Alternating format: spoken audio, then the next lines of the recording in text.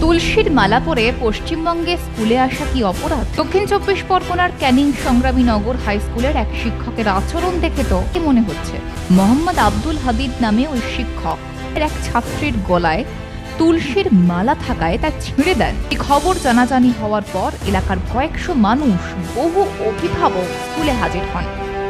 অভিযুক্ত শিক্ষকের শাস্তির দাবিতে বিক্ষোভ জানাতে থাকেন। পুলিশ গিয়ে পরিস্থিতি সামাল দেয়। কিছুদিন আগেই সরস্বতী এবং শিবের ছবি ছিঁড়ে দেওয়ার অভিযোগ ওঠে ওই শিক্ষকের বিরুদ্ধে। ফলে ওই শিক্ষককে নিয়ে এলাকার মানুষের মধ্যে একটা ক্ষোভ ছিল।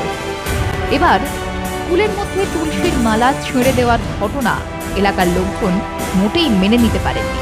নেক্সট টাইম কোনো ধরনের একটা শিক্ষা প্রতিষ্ঠানে কোনো ধর্মীয় অবমাননা আমরা সহ্য করব না। আলটিমেটাম এটা যদি উল্টো দিকে হতো তাহলে আজকে কি হতো?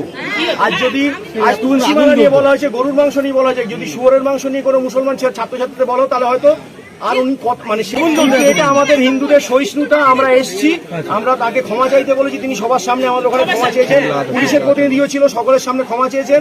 উনি বলেছেন আর এরকম জীবনে কোনদিন হবে না। হেডমাস্টার মশাই বলেছেন যে আমি পুরো বিষয়টার উপরে নজর রাখবো যাতে আর কোনোদিন এরকম আমাদের স্কুলে কোনো বদনাম যাতে না ঘটে। এলাকার মানুষ শিক্ষকের শাস্তির দাবিতে সরব হন। বিষয়টিকে ধামাচাপা দেওয়ার চেষ্টা করেন তৃণমূলের নেতাকর্মীরা।